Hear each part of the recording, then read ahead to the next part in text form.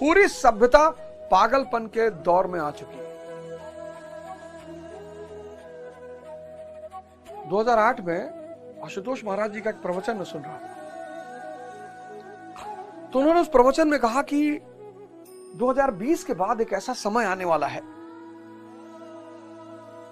कि जो ध्यान की नाव पे सवार हैं बस वही बचेंगे। 2007-8 की बात है। तब मुझे ये बात कनेक्ट नहीं हुई कि ऐसा क्या हो जाएगा यार। ध्यान क्या है? प्रतीक्षा ही तो है। दीवाना तेरा तुझे यूं बुलाए, ये मर्जी तेरी तू आए ना आए। जय हिंद फ्रेंड्स, गुरुदेव भगवान की चरणों में सादर नमन, सादर प्रणाम, सादर वंदन। गुरुदेव भगवान आप सब लोगों के जीवन में ज्ञान लाएं, आप सब लोगों के जीवन में खुशियां लाएं। और दोस्तों एक बात मान लो, ज्ञान जिस दिन पैदा होना शुरू हो जाएगा, मतलब 0.1% पैदा होना शुरू हो जाएगा, जीवन में परिवर्तन दिखाई पड़ने लगेगा।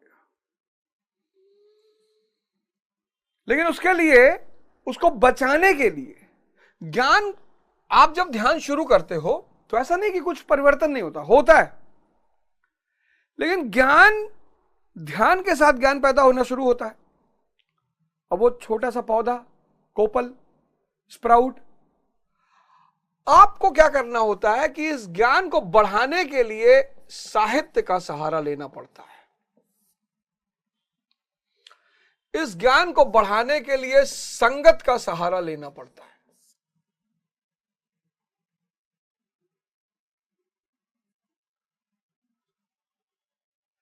इस ज्ञान को बढ़ाने के लिए संगीत का सहारा लेना पड़ता है।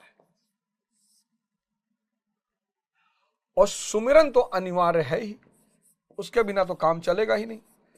भजन तो अनिवार्य है ही। 98% लोग इसको शुरू करते हैं, भजन शुरू करते हैं वो, और वो स्प्राउट पैदा हो जाता है।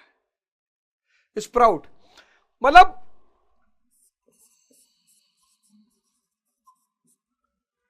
ज्ञान उनका जैसे चना अखुआता है ना। चना आपने भिगोया एक दिन, दूसरे दिन अखुआ गया, तीसरे दिन अखुआ गया, स्प्राउट उसको बोलते हैं। तो जैसे चना अखुआता है, ऐसे ज्ञान भी अखुआता है। लेकिन इस स्प्राउट को फिर क्या बनाना होता है? पौधा, प्लांट। और स्प्राउट को पौधा बनाने के लिए 3 चीजों की सख्त जरूरत होती है। संगीत, दाता एक राम, भिखारी सारी दुनिया, दाता एक राम, जशोमती मैया से बोले नंदलाला, राधा क्यों गोरी, मैं क्यों काला। बोली मुस्काती मैया, ललन को बताया, काली अंधियारी रात को तू आया, कन्हैया मेरा। भजन, संगीत। सुनो द्वारपालो, कन्हैया से कह दो कि दर पे सुदामा गरीब आ गया है। संगीत, साहित्य। कोई जरूरी नहीं कि आप धार्मिक साहित्य ही पढ़ो, कोई जरूरी नहीं है। आप साहित्य में कविताएं पढ़ सकते हो, गद्य पढ़ सकते हो, कहानियां पढ़ सकते हो, जीवनियां पढ़ सकते हो। भारत में तो इतने संत पैदा हुए कि अगर सबकी जीवनी पढ़ने उतर जाओ तो 4-5 जन्म लग जाएगा। जीवनियां पढ़ लो, ऐतिहासिक कहानियां पढ़ लो। और ये सुमरन के बाद सबसे इंपॉर्टेंट है संगत, क्योंकि जब आप ध्यान करते हो, सुमिरन शुरू करते हो, तो एक ऊर्जा पैदा होती है, तापमान पैदा होता है। और जैसे उस तापमान को लेकर आप नीचे तापमान के लोगों के बीच जाके बैठते हो, वो आपके उस तापमान को खींच लेते हैं। क्योंकि तापमान का नियम है, टेम्परेचर का नियम, हाई से लो। आपका हाई है, आप पहुंच गए शराब की संगत में, खींच लिया उन्होंने। तो आपने 2 साल सुमिरन किया, आपको कुछ नहीं मिला।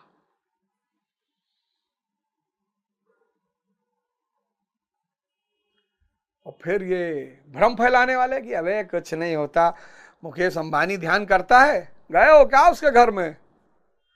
तुमको तो पोछा लगाने के लिए भी ना रखे। मुकेश अंबानी घर में गए हो? हैं? तुमको तो कुत्ता खिलाने के लिए ना रखे वो।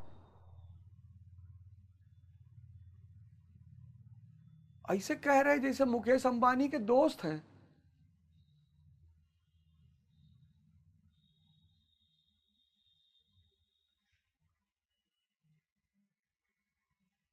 तो ध्यान शुरू करिए, ज्ञान के रास्ते पे आगे बढ़िए।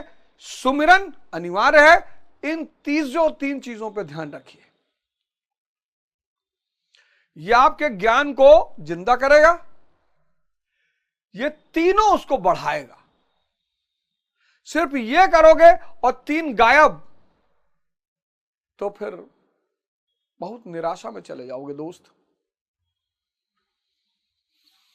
बहुत दुखी हो जाओगे, रोगे बहुत।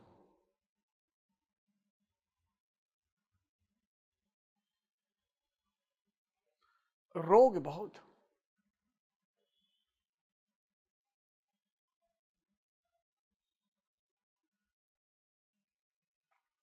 तो जागृत जो व्यक्ति है, पिछले अध्याय में हमने पढ़ा, वो जागृत होने के बाद, जैसे महाराज जी का मैंने उदाहरण दिया, अलगानंद महाराज का, कि वो इसलिए अब भी कर्म किए जा रहे हैं, लोक संग्रह, लोक मंगल, क्योंकि करोड़ों लोग उन पर नजर रखते हैं,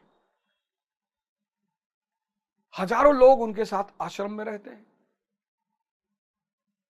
तो उन्हें एक आदर्श स्थापित करना है।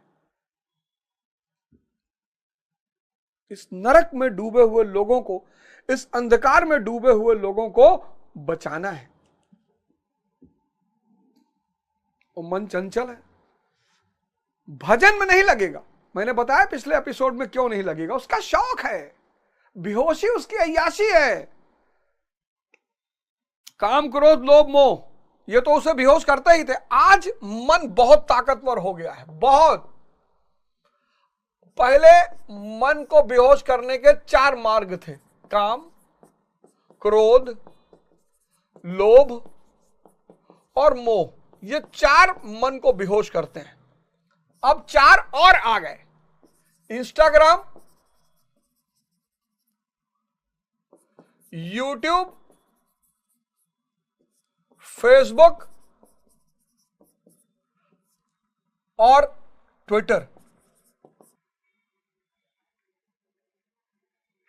और इन चारों की खास बात पता है क्या है? ये 24/7 हाथ में है। पूरी सभ्यता पागलपन के उसमें प्रवेश कर चुकी है।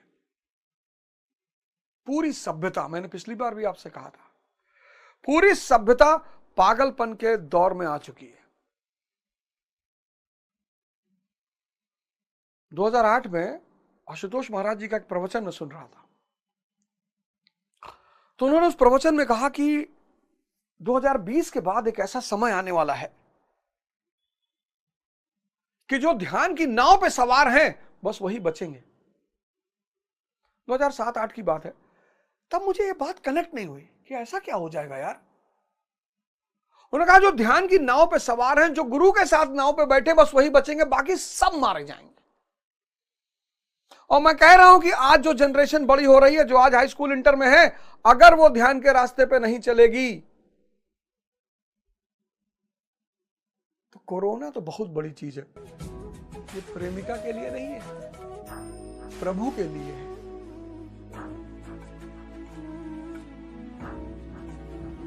लेकिन लोग जाते हैं मंदिर में, एक लोटा जल चढ़ाए, भाग आए, फिर जुआ ताश खेल रहे हैं।